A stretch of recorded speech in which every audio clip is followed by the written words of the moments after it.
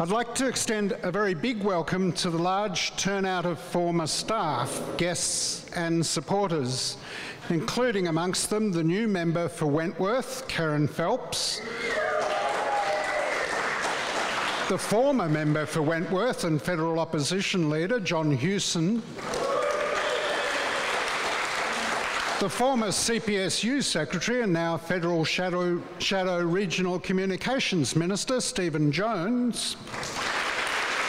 And look, I think we need to stop clapping now because we've got far too many AOs and ACs and OCs and all sorts of Cs in the room. I've decided I'm not going to go there, but we do have the current trade union officials and delegates, our friends, that is Friends of the ABC, we have GetUp, we have the Australia Institute, we have a bunch of eminent academics from a range of institutions around the country, and of course, welcome to our former ABC staff. I'm not sure if the former New South Wales Premier, Senator and Foreign Minister Bob Carr is here yet, but I'm told he's on his way. I haven't seen him. It's the Sydney traffic. We didn't ask Gerard Henderson. There's quite a few people we didn't ask. And, you know, he's a wannabe alumni, I figure. The former chair and managing director, Dave Hill. The former Deputy Chair, Wendy McCarthy, was coming, but she's been held up by pesky shareholders at an AGM somewhere. And there's scores of alumni and supporters. Now, some of you haven't seen each other for many years. Some of you probably still have old scores to settle, but I'm urging you not to have the punch-up here. We'll be adjourning to the UTS Loft Bar across the road, and you can deal with each other there. But you know, the one thing that I will say about all the alumni and supporters, plenty more across Australia who've sent their apologies, too long to list, and the world, come to think of it, people like New South Wales Minister Prue Goward, for example, or Shadow Deputy Prime Minister Tanya Plibersek, and many, many others. What I will say about us all, no matter what our differences, is that we all strongly believe, Bob, the Honourable former Senator, Professor Bob Carr, welcome. And what I was about to say is that despite whichever side you're on in the punch-up, what I'm here to call is that we all passionately still believe, no matter how many decades ago it was that you cut tape with Russell Warner or whatever you did, the fact is you still passionately believe in the principle of an independent, free and fearless ABC. And that's why we're here. Because the aims of the alumni, put simply, are the continued advocacy for public media, free, fearless, independent and quality media. In 2 short months, we've organised to be a rallying point of support for the ABC at a time of great change, challenges and attacks, and the recent internal chaos. But there are nearly 200 of us already, and I've got no doubt there'll be many more. We've already lodged 3 submissions, one on competitive neutrality, another to rebuild the gutted service to the Pacific and Asia, and particularly one to the Senate inquiry, for which we lobbied to have suitable terms of reference, where we're seeking to get guarantees of an independent and suitably knowledgeable board. And we're also arguing to restore and lock in secure funding. We've already made arrangements with the ABC to provide staff with training, mentoring and editorial advice and assistance, and our alumni joined Friends of the ABC in pamphleting the booths on election day in the seat of Wentworth. We plan much more targeted activity like that in the future, and I hope you can join us. And of course, we intend to hold social gatherings like the one we hope that you're going to come to across the road, where you can witness the punch-ups. That's about all I need to say, except for any further information, please go to our website. It's up on the flyer, but it's www.abcalumni.net. Remember, we're all volunteers. We need help and donations. We had to foot the bill. The ABC has been fantastic in providing the venue, but we provided the sandwiches and the grog, and that's already probably halved our existing financial reserves.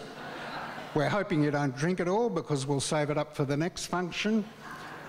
Right now, though, I'd like to thank David Anderson, the Acting General Manager of the ABC, for his generosity and support in providing this venue, and ask him to the microphone to open this event. Wow, thanks Matt.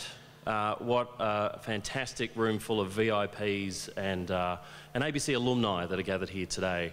Thank you very much for support. Thank you very much for coming. It's lovely to see such advocacy for the ABC, and what a formidable room this is. As I stand here right now, I'm happy I'm not taking questions at the end. Look, I'd like to extend that warm welcome to everyone here today, and there's some other people here that are with the ABC. I've worked alongside many of you over a period of time, and it's great to have you come together in support of the ABC now and into the future. So I'm here to wish you well and to thank you for your support. We may not always agree. You may not always agree between yourselves, but I know that it's in the right spirit, and I know that it's to have a strong ABC of the future. So the ABC is part of the fabric of our community, and arguably the most loved and important and trusted cultural institution that we have in the country. So whether it's through our journalism, where we provide that fact base of information so people as citizens of this country can make the decisions that they need to for the future, whether we're shining lights into dark corners, whether we're holding people to account, giving voices to those that don't have one, whether we're holding the last town square conversations about what matters to people, whether that be in metro or in regional and rural areas, whether we're entertaining our children or telling Australian stories. And through telling Australian stories, we understand ourselves much more, we understand each other, we understand the community in which we live, the challenges that we all have, we celebrate our differences, and ultimately leads towards inclusion. All of these things I know that you know, but whenever I get a microphone, I feel the need to actually say them all. So it's our independence that is most important, and our independence is non-negotiable. So our independence is still intact, it hasn't been breached. But if there was any positive that came out of the last 2 months, the positive is the groundswell of advocacy for the ABC about our independence and how important it is now and into the future, and something that we are absolutely resolute about. The budget also comes into question. I mean, as everyone knows, that in May of this year, the Communications Minister announced an indexation freeze that comes with the usual side order of an efficiency review. So, you know, the budget for me is something that, you know, while we have editorial independence, our financial independence is also important to me. So you would have seen what was released from the Senate inquiry submission that we put in more recently, that was released yesterday. I don't know if that was leaked, it was actually released by the committee, but it came out yesterday anyway in Fairfax. You'll see that it's one of those issues that I'm calling out into the future, and that is to have a sustainable budget that we can rely on into the future so that we can continue to provide our services, as described earlier, now and forevermore. Now, I don't need to tell you this, but the national broadcaster, more than ever at the moment, one that brings the country together, educates, informs and supports Australians, celebrates local and national achievements, reports the news without fear or favour, and embodies Australian creativity and diversity. And it's something that we work on well into the future, but of course it does take a strong, well-funded ABC to do so. So many of you here today are household names still. And I know that many of you here are still active. You're either active in politics or you're active in the media, and so it is fantastic that you are here today, and it's fantastic that you will come together as the ABC alumni and ambassadors for the ABC and the value it provides the Australian people into the future. I think that putting what's happened behind us, and partly my role at the moment as Acting Managing Director, has been to provide stability to the organisation, continually reaffirm that what's important is our content, our people and the Australian public and the community service that we provide. And I can assure you, and I think it's worth noting, that the dedication and commitment of the ABC staff is stronger than it's ever been and is unwavering and continues to be strong. And as I travel around the country at the moment, that comes through in spades. The ABC staff at the moment, as when you were part of the ABC, if in fact you were, is stronger than ever. So I want to make one final and important point. So we should be incredibly proud of what the ABC does. I always find that when I'm talking to people that when I highlight the examples of recent achievements of what the ABC continues to do, that provides as the best vehicle as a demonstration of what the ABC does now and what it continues to need to do into the future. So thank you for coming together today. Thank you for kicking off the event. Thank you for supporting the group that pulled this together, led by Matt, I believe. And I wish you all the best. We're here to work together, and anything I can do to help you, help us, let me know. And just want to thank you again for your ongoing support for the ABC every day. Thank you. Early in the life of the National 7:30 report, which began in December of '95, we had a new arrival from commercial television, a woman named Mari Moore. She'd worked for every commercial network over a period of about 19 years, and she was our new supervising producer. And Mari came to me about 3 days into the job and she said, "Okay, how do you do it?" And I said, "How do we do what?" She said, "Is it in the air conditioning or is it in the water?" And I said, "Come on, Mari, what are you talking about?" She said, "Well, I just want to know how you infect us. How is it that for 19 years in commercial television, nobody ever accused me of political bias of any kind? But 3 days into this job, and I am fielding abusive calls from people accusing me of being a biased Labor bitch." And I said, "Welcome to the club." Sir Alan Hume was Postmaster General in the Menzies years and beyond. And in my first year at TD, at This Day Tonight in Brisbane, which was the trailblazing daily current affairs program,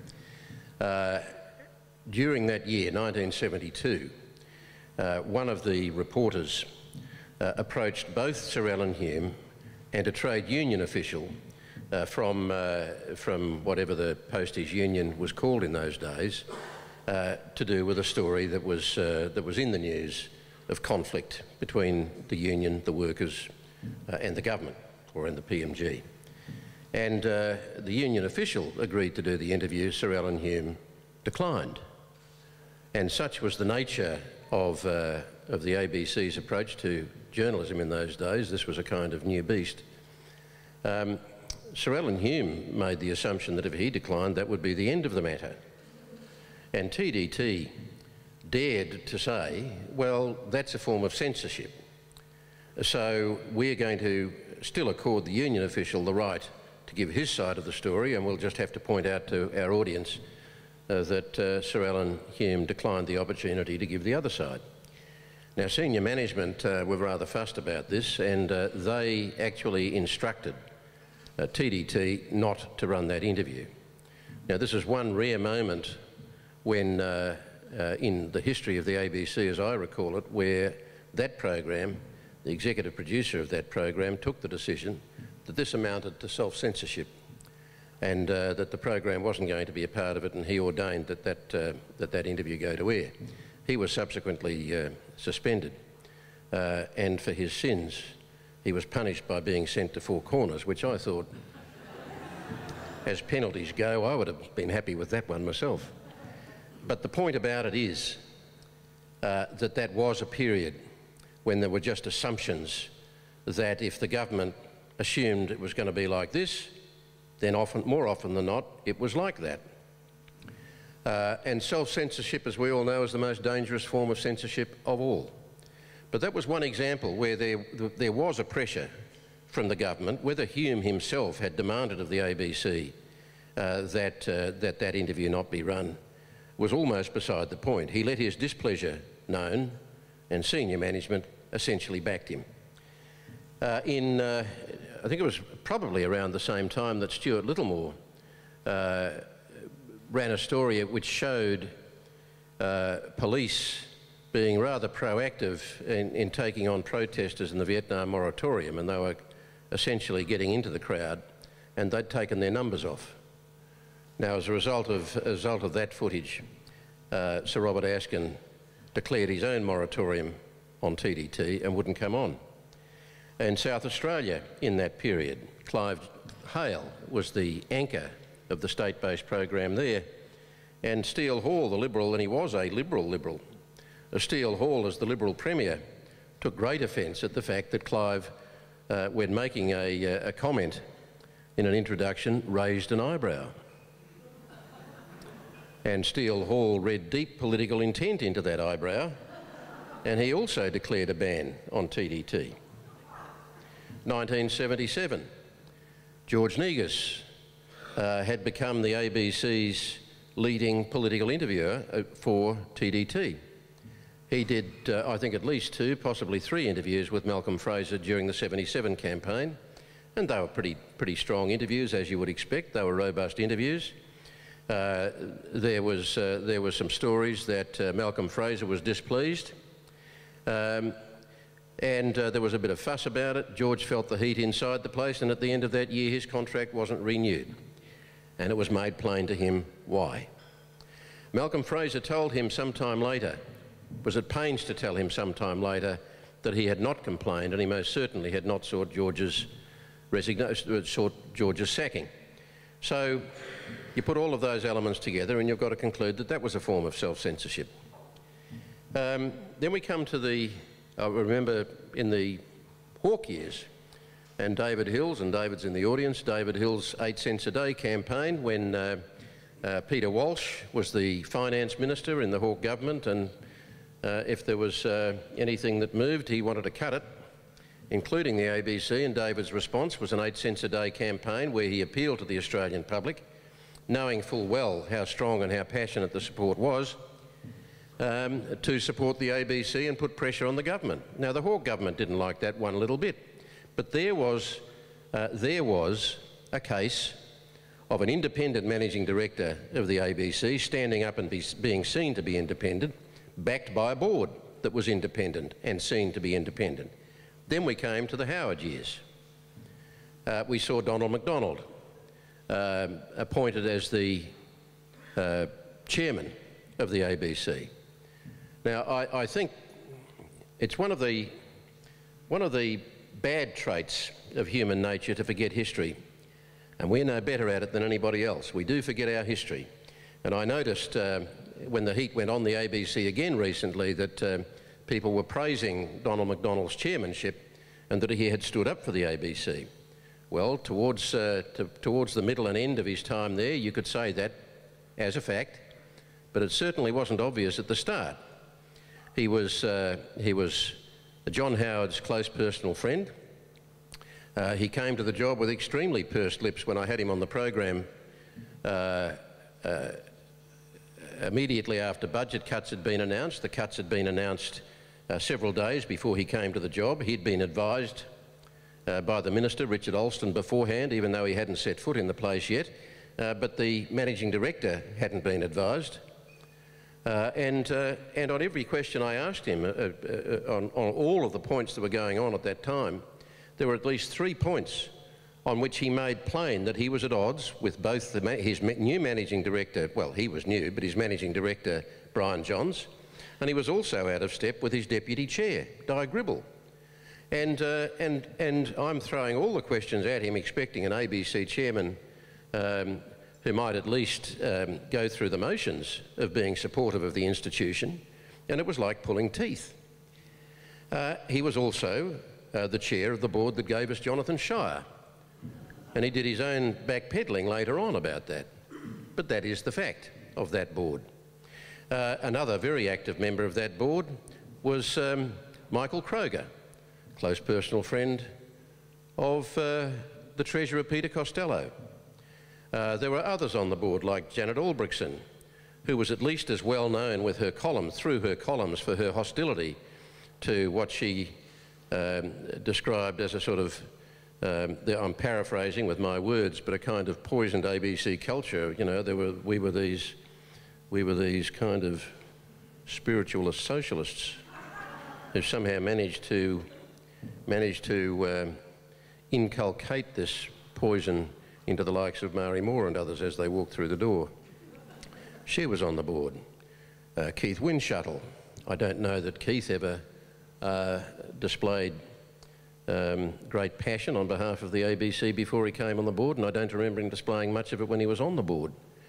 Now, I don't think by any objective measure that you could say that board demonstrated its clear and unequivocal independence from government. And we all knew in the Shire era that he was intent on changing the culture. So I don't think there should ever be a point when inside the ABC we just assume that whatever we're doing is right and good and proper, and that we never need review, that we never need scrutiny. Of course public broadcasting does.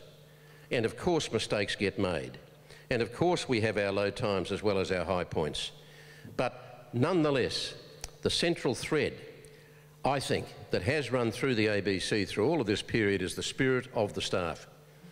And the spirit of the staff is the pursuit of excellence. And I don't think that pursuit has ever been lost.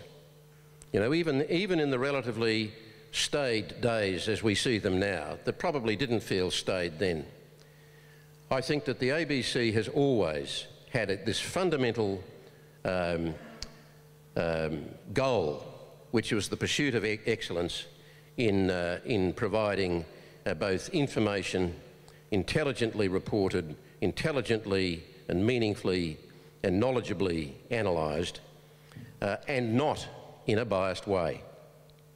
And in the Shire years when I knew that I had a target on my back, and others in the place also had targets on their back, and we were in the eye of the storm because we were the daily current affairs program that was doing most of the political interviews at the ABC. And we would have conversations from time to time just to remind ourselves of why we were there and how we should respond to the regular attacks and to the heat and the hostility that we felt, sometimes from within.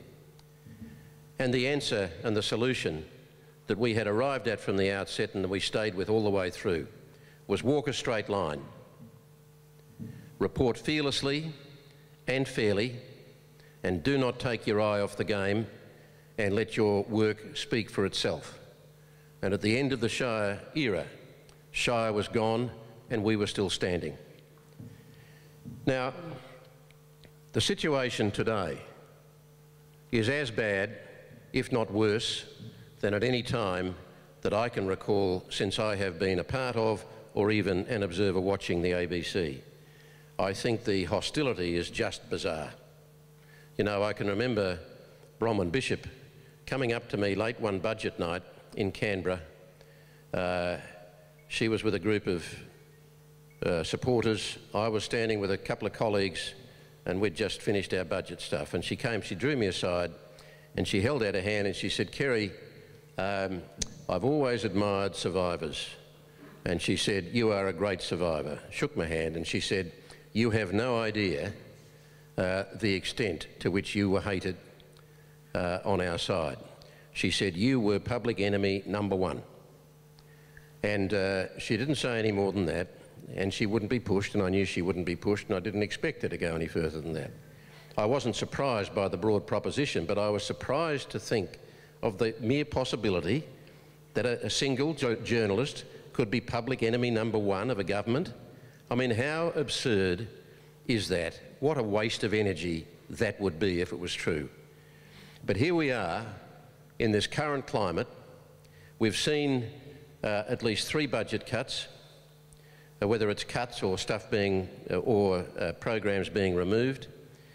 We've seen 3 inquiries, 2 of them efficiency inquiries, a 4th if you count the Senate. And I said this at the ABC rally, I can't for the life of me understand. If a government appoints its own efficiency inquiry, it appoints the people that are going to run that inquiry, it accepts the results of that inquiry, it appears to be satisfied with that inquiry, and uses that inquiry to justify cuts, and yet 2 years later it announces another one. So what was that? Was it that the ABC suddenly lapsed deeply into inefficiency in the 2 years between them? Or was it the first inquiry was inefficient? Or was it simply another means to an end, which was to further justify another cut and to keep us under pressure?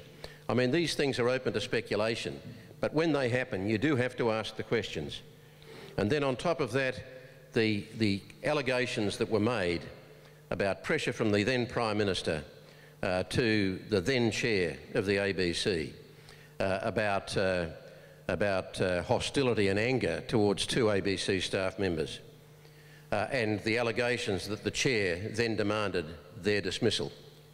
So we're now in a situation where the managing director has been sacked, where the chair of the board that sacked the managing director is also gone, and we have a board that I have to say itself still has question marks over its head.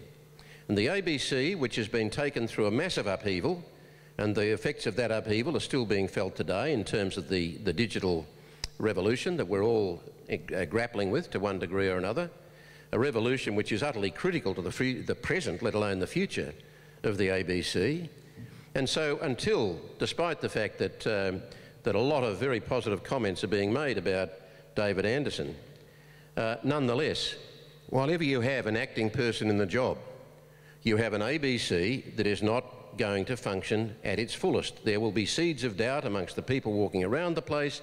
People will be second-guessing not just what is expected of them now, but what a new managing director might expect when he or she is appointed in the hopefully not too distant future. And then there has to be a new chair appointed. And by God, Scott Morrison on Insiders was saying that he would be watching the ABC. Well, the message to Scott Morrison is that everybody in the country who supports the ABC across the political spectrum, and there are many, many of them, they make up the majority of people in this country, should be watching Scott Morrison as the government goes through the process of appointing a new chair.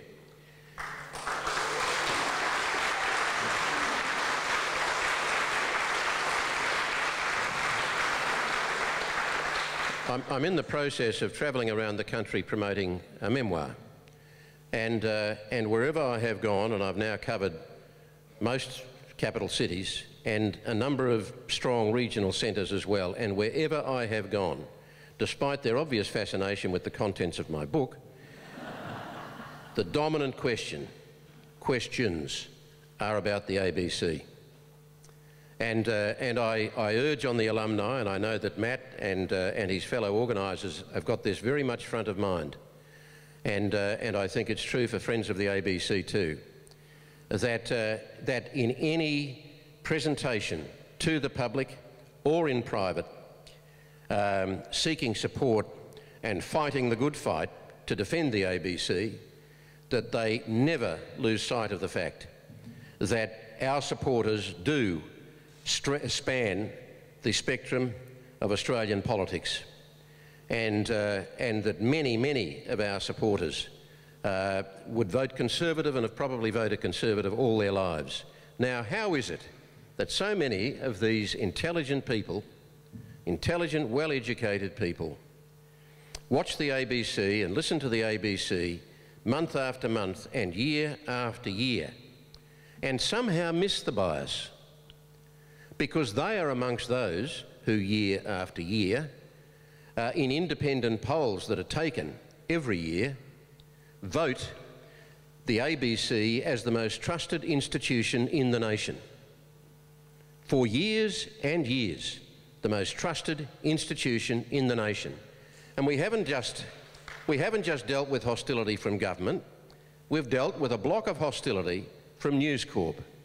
And that hostility has gone back over quite some time, but it has never been as vociferous as it is today.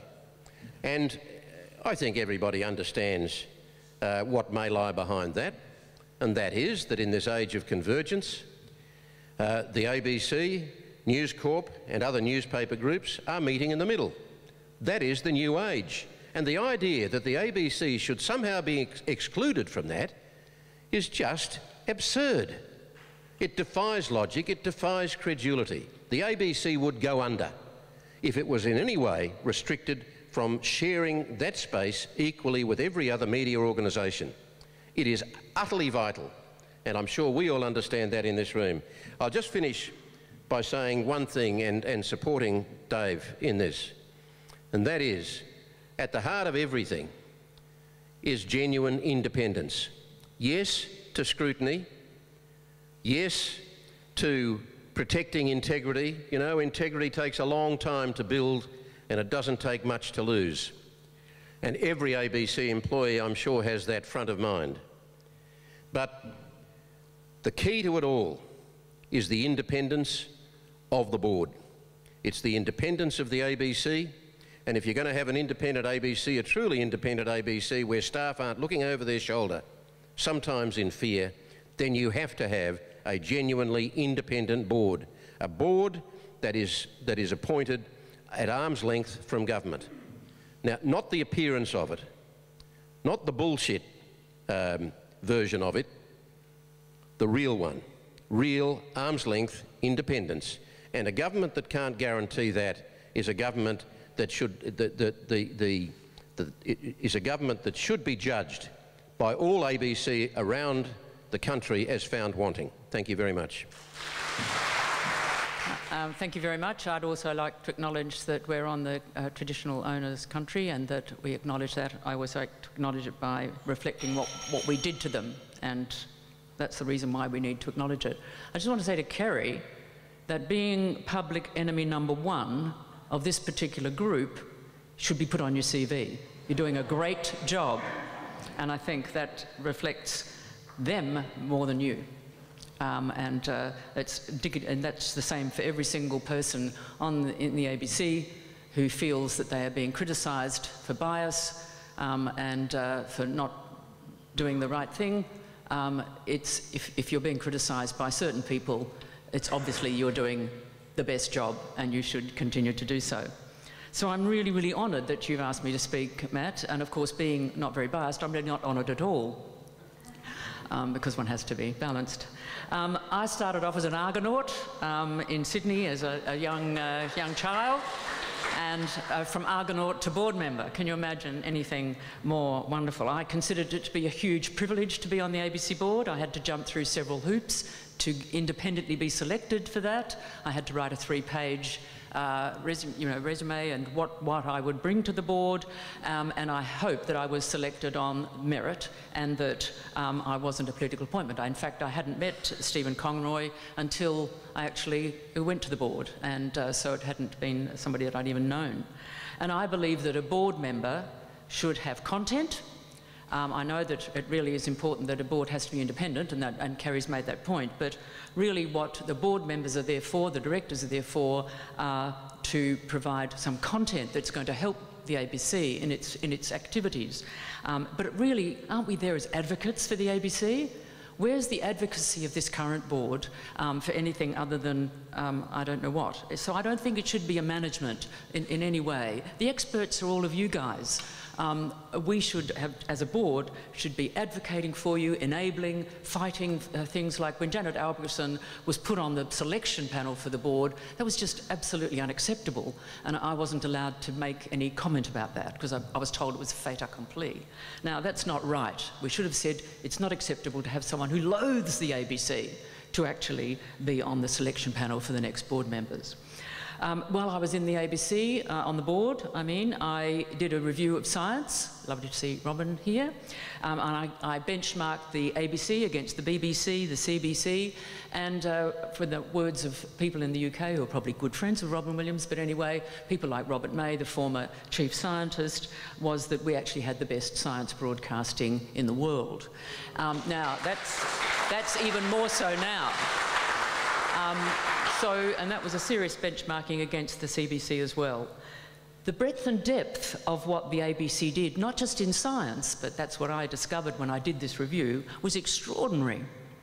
And a lot of people in the ABC didn't know the breadth and depth. I mean, for science, from children's right through to the in-depth science programs and everything in between, including the things on the news and on all the other programs. And one of the reasons that I wanted to be on the board of the ABC when I retired from my institute director job, the only board I wanted to be on was the ABC, because I'm passionate about democracy. And I was passionate about getting information out there about things like climate change, which we're launching next Tuesday, No Time for Games, about climate change and children's health. And it is incredibly important that the ABC, there isn't any other media outlet that's as good or giving this information. It's the ABC that has to do it. It has to provide this information to citizens so they can make decisions about things like climate change, the Uluru Statement from the Heart, whether we should give Aboriginal people a voice, and all these things that are just so important for us, the nation of refugees.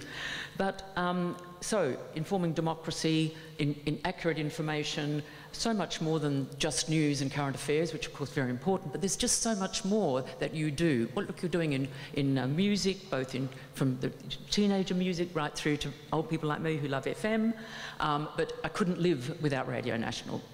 And it's absolutely terribly important that that continues. But don't forget the oldies, Dave. So I know a lot of young people who listen to Radio National too.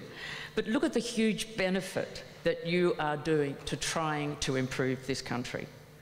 Look at all the royal commissions and inquiries that are set up after things like Four Corners programs or 7:30, whatever. I mean, it's been incredibly important. They might not take notice of those recommendations of royal commissions, bloody hell, but anyway, you're doing your bit to do that.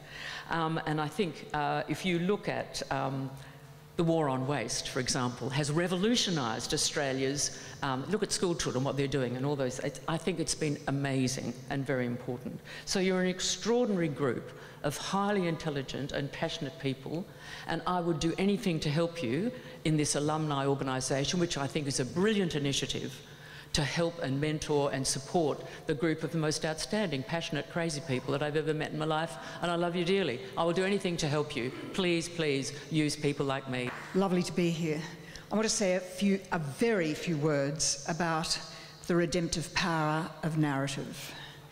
In recent years, scientists have taken to examining the effects of narrative, novels and television drama in particular, on our mental health.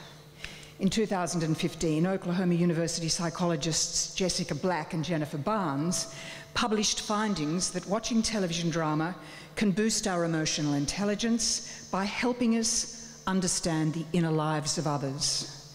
That reading fiction and watching high-quality TV drama requires us to fill in the gaps in the narrative to enrich our understanding of characters' mental lives, relationships and emotions. Of course, Aristotle had it pegged already. Whereas history lets us know what happened, he said, poetry, fiction, is more important because it is about what can happen. We in the television industry have been banging on for years about how important it is to tell our Australian stories, to reflect ourselves to ourselves. To be honest, I think that's just the tip of it. The longer I work at this game, the more it seems we need to tell our stories of this place so we can connect with the stranger among us and the stranger within us. So we can keep our community emotionally and psychologically healthy and hearty. This feels to be important now more than ever. And it seems important now more than ever that our public broadcaster be recharged with the work of providing a rich narrative diet to every Australian in every corner of this place. For as an institution of public service, the ABC doesn't need to look to its commercial bottom line or to find ways to make its product addictive. It simply needs to provide nourishing stories that are, in the words of our dearly departed Richard Gill, good for us. In my association with the ABC over the past 3 decades, I've had the good fortune to be closely associated with, loosely associated with, and an ardent admirer of narrative works that have taken us intimately and always engaged into territories that we didn't know or had forgotten. Childhood institutions, women religious, communities grown from migrations to this place, the minds of corruption, the minds of women, the minds of men, the minds of the displaced. Programs like Brides of Christ, The Leaving of Liverpool, Blue Murder, My Place, Mustangs, The Slap, Rake, Sea Change, Barracuda, Glitch, Frontline, 7 Types of Ambiguity, and others. In recent times, though, some of the most extraordinary narrative enlightenment the ABC has given us is what's grown out of its Indigenous unit. A great dramatist always has something to say, and over the last decade or so, it's our Indigenous dramatists who've been coming forward with the stories and worlds that say something and say it well, that take us into the lives and emotions that many of us dared not seek out. Redfern Now, Clever Man, Mystery Road, Black Comedy, and the forthcoming Black Bitch. It's when my friends and I started greeting each other with, excuse me, "What's this then, slut?" that I knew a profound cultural transformation was taking place and that the ABC was nurturing it. Australia is a place of great diversity, and the ABC has a distinctive and vital role to play in how we feel about each other. Thank you.